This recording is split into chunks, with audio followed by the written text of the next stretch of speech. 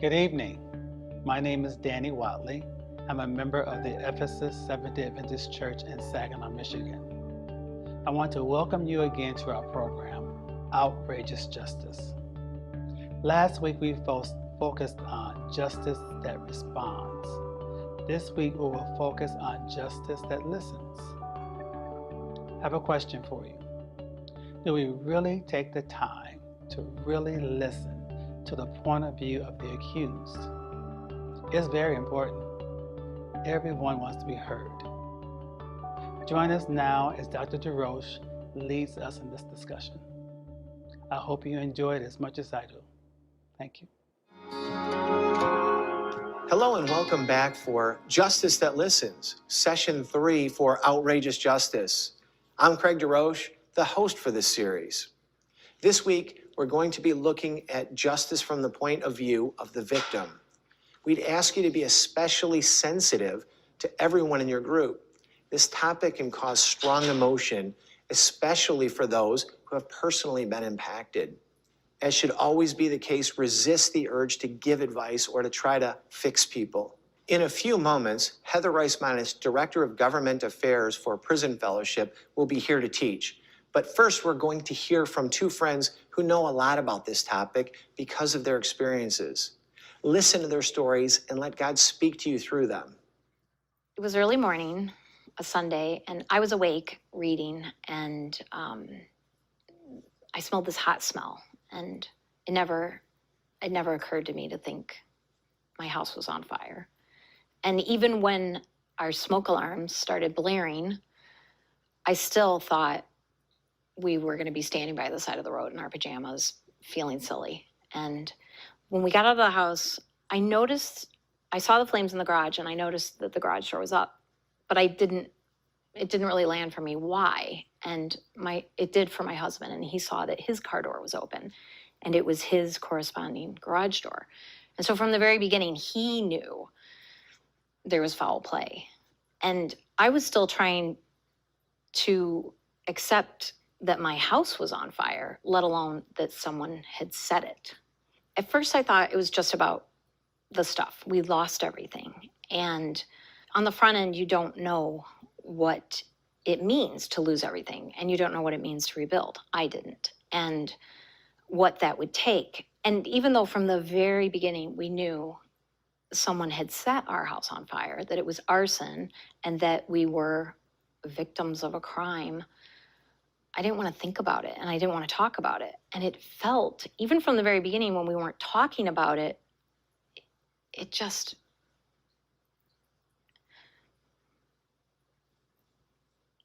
terrible. And, having to tell our children, because the only thing worse, having something terrible happen to you, is when you don't know it and other people do. And so right away, we had to tell our children. And they've lost everything, and to have to tell them someone did this to us, it was devastating. But then we're busy rebuilding, fighting with insurance, and so for a long time we didn't think about the arson. It was just it became a fact of our life. Someone set our house on fire, and we were trying to rebuild.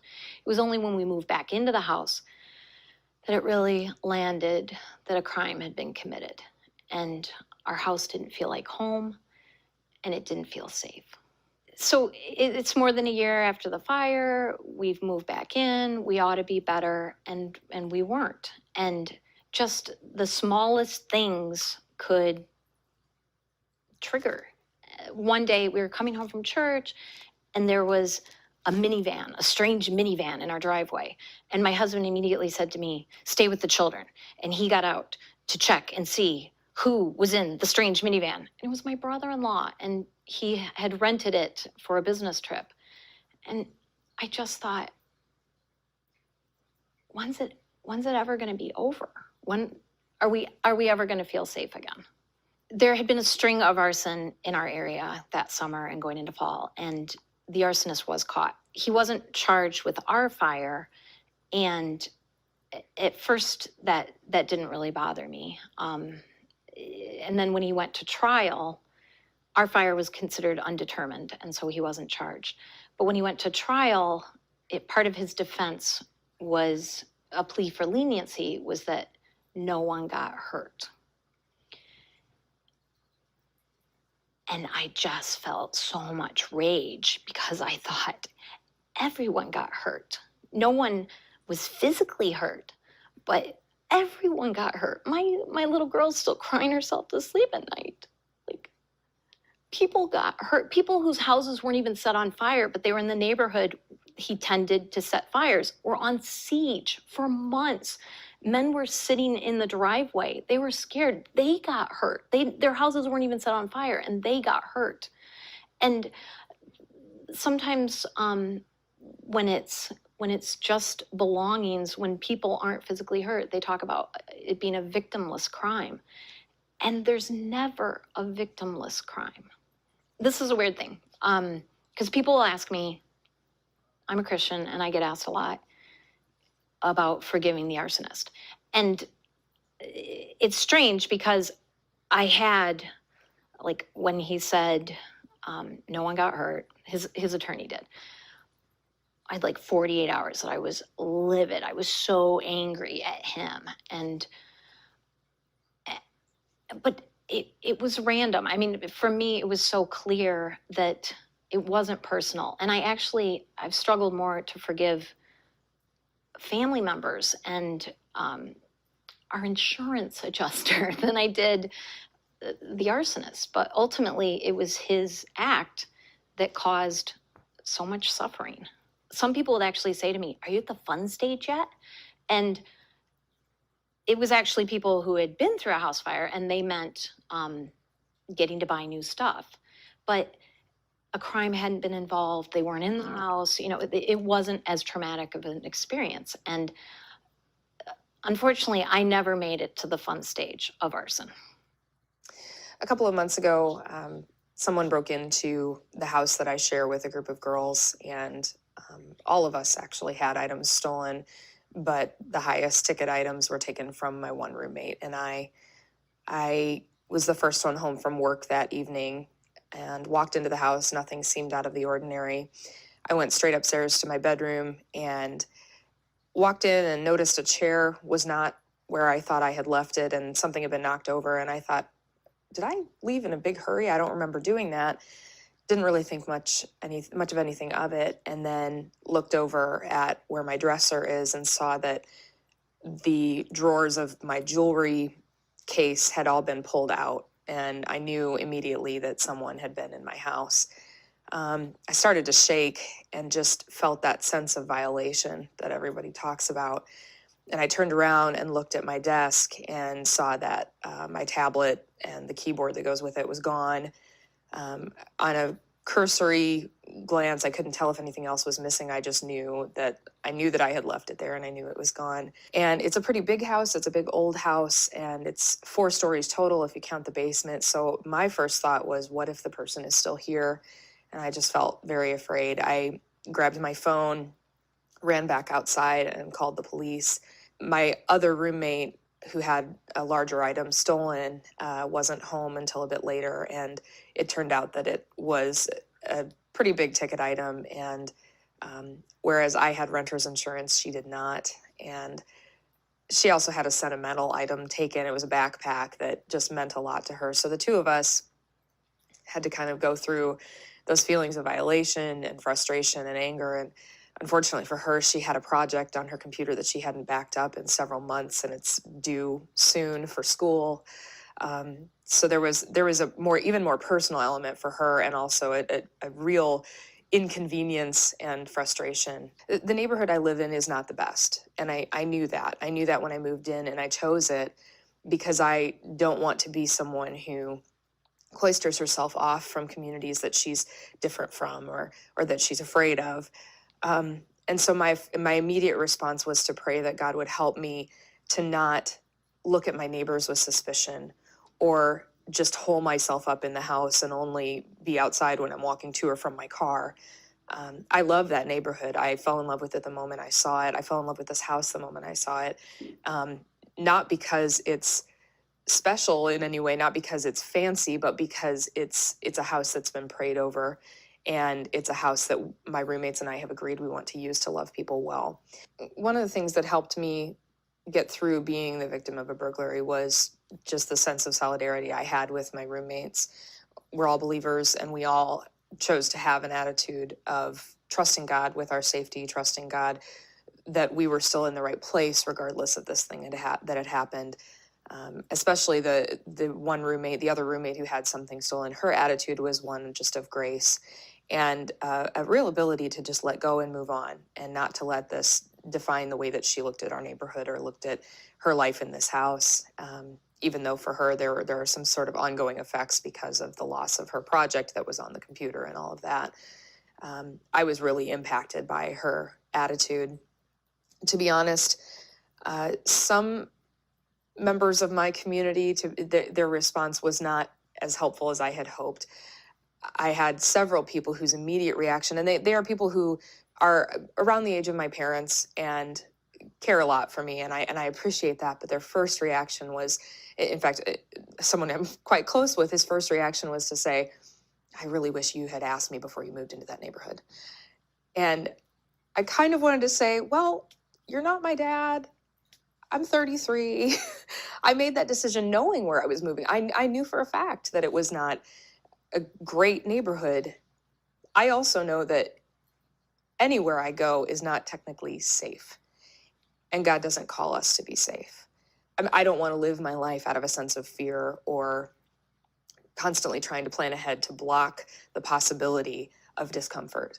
So I really appreciated the people in my life who came alongside me and said, yes, I will pray with you that your spirit would remain open, that you wouldn't become bitter or suspicious, instead of the people who immediately reacted with concern for my safety that actually made them a little short-sighted. One way that I think the church can come alongside victims of crime is to validate their experience instead of just immediately running to give a solution. The crime's already happened, and so to give some sort of solution such as, I wish you hadn't, or you should have done this, isn't really helpful, especially when it's very fresh.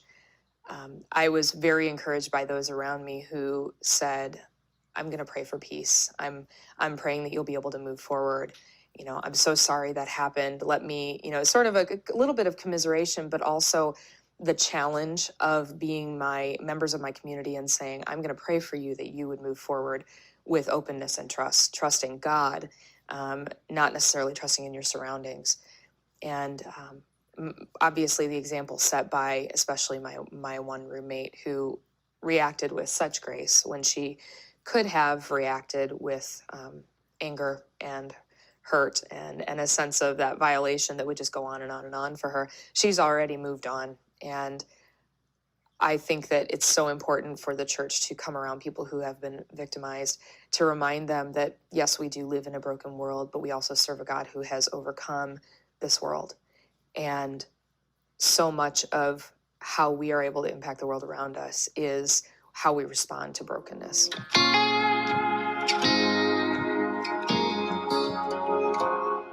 Prison Fellowship reaches 25,000 men and women behind bars per month, thanks to the faithful volunteers we have from churches across the country.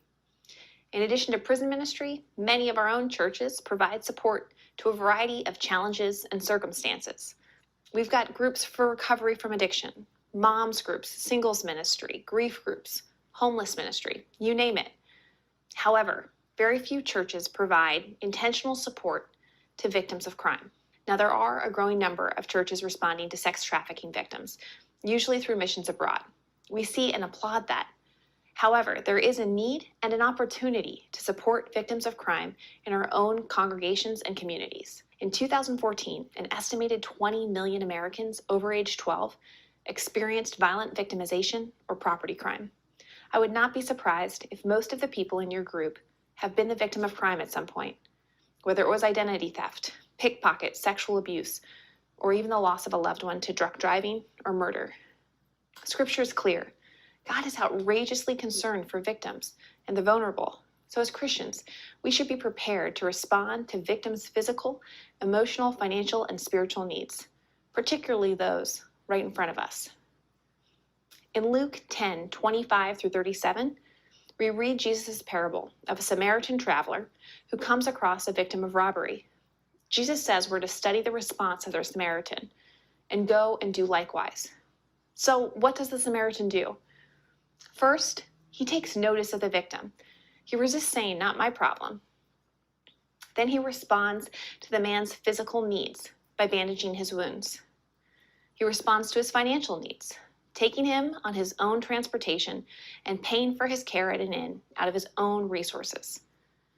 Finally, he does not just provide a one-and-done response. We know the Samaritan plans to follow up because he tells the inn owner, "When I return, I will reimburse you for any extra expenses." Now, how can we go and do likewise? The parable shows us how to respond to victims. First, take notice. In some cases, friends may openly share they've been the victim of crime.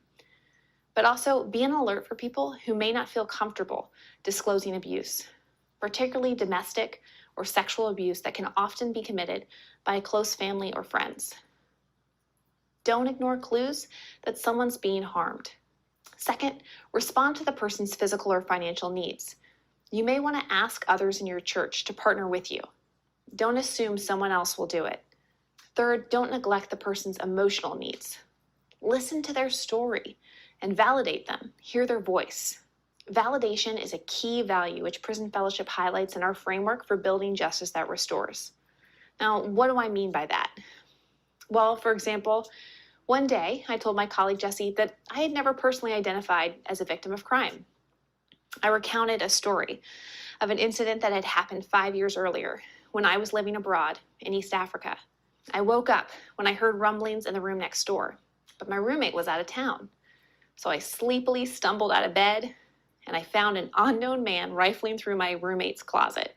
I screamed, and perhaps foolishly, I ran at him. Thankfully, he fled through the balcony where he had entered, the door to which I had left accidentally unlatched the day before. I found things misplaced in my room, and that's when I realized that the man had actually been there while I was sleeping. Several of my roommate's things were missing, and so was my cell phone. I called it from the landline, and the man answered, and I was somehow eerily calm. "God sees you," I told him. After I demanded his name several times, he hung up. Now, I was telling this story to Jessie the same way I often did, as a joke, and I'll never forget how seriously he looked back at me. "Heather," he said, "I'm so sorry this happened to you. You know, you're definitely a victim of crime." You see, I had never seen myself as a victim. Rather, I blamed myself for what happened, which is not an uncommon response. I felt responsible for not properly latching the door. And the man, he was never caught, so things never felt resolved.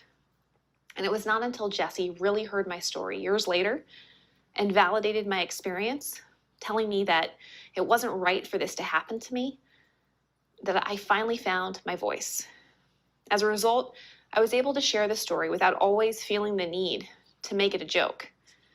And I finally felt able to share more openly about how sometimes I still have trouble sleeping alone in a house or in a hotel room alone.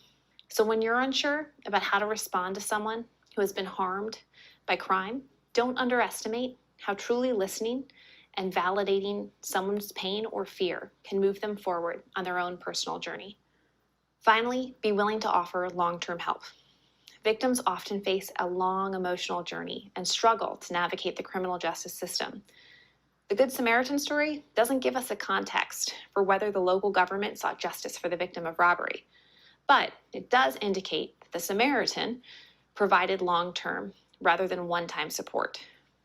Today, the criminal justice process is often complicated and tiring for victims of crime. Victims first need to decide whether to contact the police. An estimated 3.3 million violent crimes go unreported every year. That's more than half of all violent crimes. Now, there's many reasons for this, including fear of retribution, denial or belief that the crime isn't important enough, and minimizing what happened as a coping mechanism. If you learn of someone considering reporting a crime, let them know that there are victim service specialists who can assist them in helping them develop a safety plan. If a victim does contact the police, or get involved in the criminal justice system, support them through that process, which does not always yield satisfying results. The very structure of our criminal justice system pits the state against the defendant, rather than formally recognizing the victim as the direct party. Now, there are valid reasons for this. The state must also represent the needs of society as a whole, but we should not overlook the needs and rights of victims. For example, sometimes plea deals are made without input or even notification of the victim. Restitution payments are often not enforced. So, continue to validate victims who face these frustrations. Be part of partnering with them to advance their rights in the system. Now, I want to give a few cautions as we consider our role in supporting victims through this process. First, because as Christians we value forgiveness, we have a tendency to immediately expect or even demand that victims forgive, in some cases when the pain is still very raw. We should ask the Holy Spirit for discernment. Each victim's on a personal journey. Remember our duty to also mourn with those who mourn, as Romans 12:15 instructs. Second, forgiveness is not the same as reconciliation.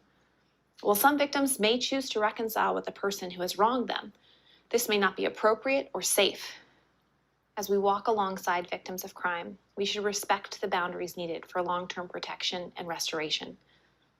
For example, I know a woman who'd been abused by her brother when she was a child. She told me that her mother, who knew of the abuse, expressed disappointment that she wasn't closer with this brother and didn't spend more time with him. The woman felt misunderstood and frustrated. She had forgiven, but she still felt uncomfortable around her brother and was rightfully protective of her own children. Forgiveness does not mean pretending the offense never happened. Finally, let's be clear. Forgiveness is not inconsistent with moral outrage against injustice, nor is it a compromise of justice. Christ first justified each of us through his death on the cross in order that we might be forgiven. God is outraged by injustice, and likewise, we as Christians should confront evil, including crime, not excuse it. I hope this session has given you pause to think about the church's role in victim care. How can we follow the example of the Good Samaritan as we respond to the needs of those who are victims of crime in our own congregation or community?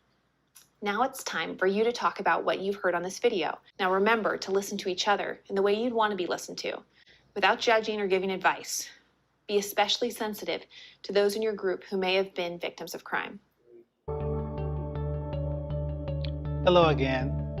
Thank you for being with us as we continue our journey with outrageous justice. I hope that this discussion has opened your eyes and piqued your interest to be more involved. Join us again next week with the topic of justice that fits.